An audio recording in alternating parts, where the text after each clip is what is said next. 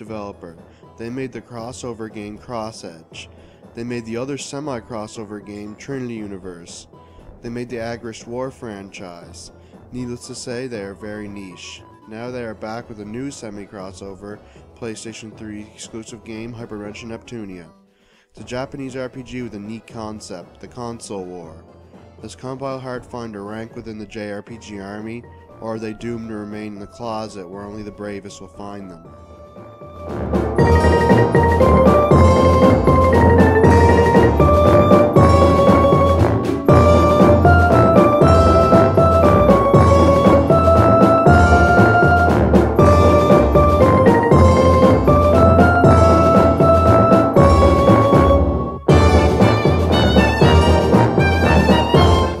The story focuses on Neptune, a fallen goddess representing the Sega Neptune, a console that was never released. She fought with the other three goddesses, Whiteheart, Blackheart, and Greenheart, as Purpleheart for countless years in the console war, and this war had no end in sight. The other three decide to gang up on her and they send her out of Celestia, the land of the goddesses. She plummets to the earth and is found by Compa, a nurse in training. Compa brings her to her home and nurses her back to health. During Neptune's sleep, she is contacted by someone by the name of Histoire asking for her to rescue her. She awakes with no memory other than her name. Having a goal to complete, Neptune heads out on a quest, joined by Compa. The story is not terrible, just slow-paced and full of filler. It's neat in concept, but lacking execution. The characters are fun, even if their attitudes and personalities are pretty commonplace in anime. It's not a very compelling story, but it's still a fun one if you can stick with it.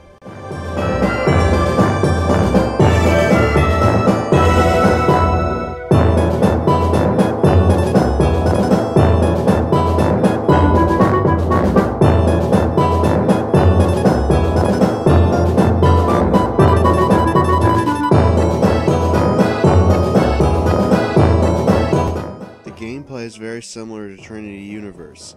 You control the party in turn-based combat and you attack enemies with either the circle, cross, or triangle button, each performing different actions. You perform combos, each being 4 hits, with different abilities and different effects, such as combo links. You can customize your combos to your liking, but you need to be mindful of your character's AP, action points. Each action takes a certain amount of AP to perform, and each character gains more AP as they level up. This makes the combo system deep to an extent. Each character also has their own strengths and abilities, but all perform the same. During the story, you only get 3 characters without doing anything optional, which can cause you to grow tired of them. Outside of combat, you pick options from a menu or run around bland environments. There are a lot of events in the game that have no point other than to make a reference. For example, there is an event that mentions a video game called GG7. Now what could that be? The biggest fault in the gameplay is the healing system. As you level up, you gain skill points that are put into skills, some of which are the only way to heal in the game. You cannot heal manually, you can only heal after getting hit, and only if you have skill points into that skill, and only if the percentage allows you to. The problem this causes is a large one: unfair deaths, annoying use of healing items that are more expensive than you can afford usually, and just poor game design. This is the worst part of the game, and while you can overcome it as you level up or if you play the game on easy, it shouldn't have to be put up with. Overall, the gameplay gets very repetitive very quickly. It boils down to story scene, which is just text and portraits, bland dungeon crawling, repetitive combat, and repeat. The game lasts about 20 hours, so I hope you like it. It's not that terrible, but it's bland.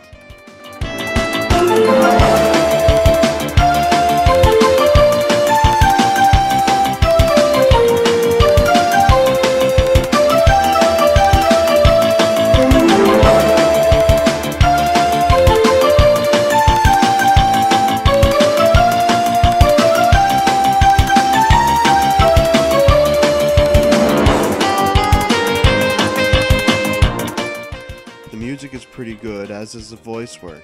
There are some annoying characters and the voices are even whinier in Japanese, but it's great you have the choice of which to play in. As is per usual with these types of games, there are more scenes voiced in Japanese than in English. Nothing bad, but it's not the best.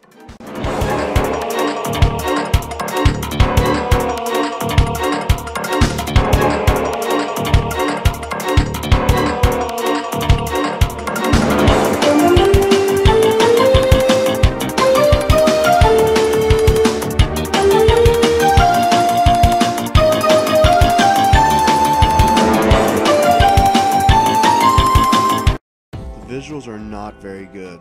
The character models look alright, but most everything else looks terrible. The dungeons are bland, the story scenes are mostly still portraits with text, and the monster designs are uninspired. In fact, a lot of the monsters are taken from Trinity Universe, which comes off as lazy. The animations are also pretty bad. The one shining star of the presentation are the character portraits themselves. The art looks fantastic and the moving portraits looks great as well. This is a great thing since you'll be looking at them a lot. They help the presentation a little bit, but everything else looks so poor that it can't save it.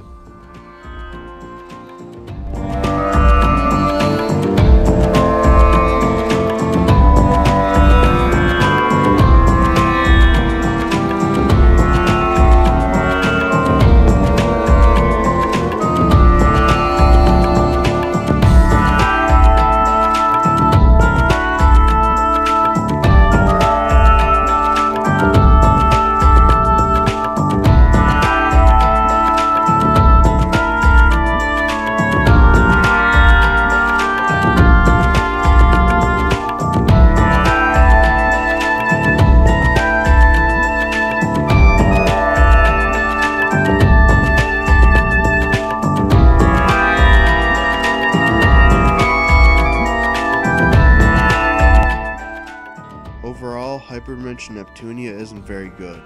The animation is bad, the dungeons are bland and empty, the enemy designs are mostly taken from Trinity Universe, the combat gets repetitive, some of the characters are annoying, and the healing system is terrible. That said, I enjoyed myself while playing it. That also said, I can't honestly say it's a good game. Compile Hard has a long way to go if they want to make a good name for themselves. As it stands, they'll forever be regarded as niche and mediocre. Neptune finds herself chasing a 10 and catches a 5.5 instead.